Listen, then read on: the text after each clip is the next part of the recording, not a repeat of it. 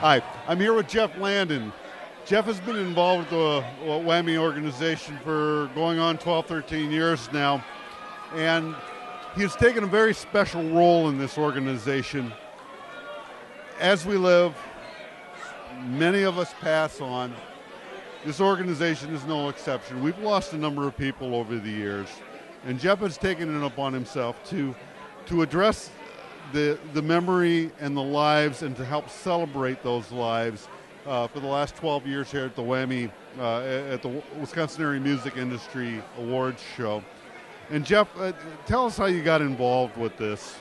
Well, I was asked to do this. I worked for a gentleman named Jerry Allen, and Jerry had passed in 2004, and I had done a Buddy Holly show with him. And they asked me to do a tribute for him and a write-up, and it was very simple, just something for him, and here's the other names, and it meant so much to me to do that for Jerry. And they asked me to come back again and do it the next year, and this time we added more story to every name. And it got real personal, as some of our personal friends as well were involved, like a 1 degree of separation.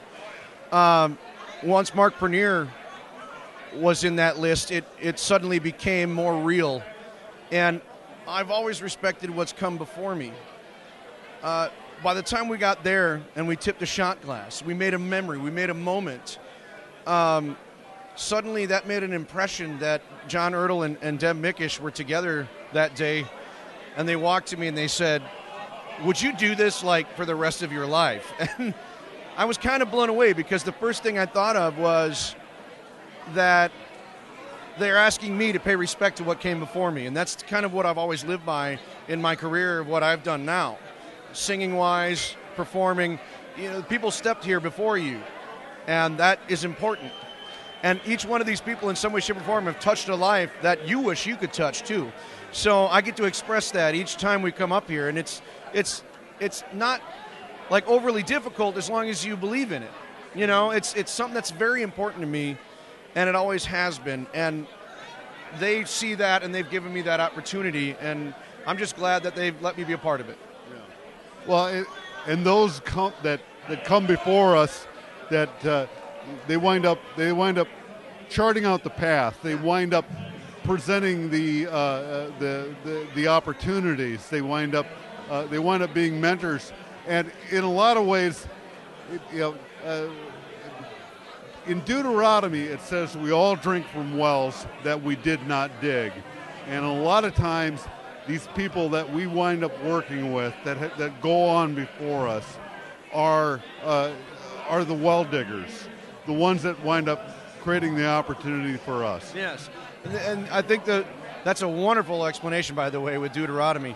I had a story that I told at the PAC last year up in Appleton, and it came out just a moment of, as long as we talk about them and we take those memories and we pass them to people and pass it down, one, we learn the lessons of what they did, what they can do, and what we can do.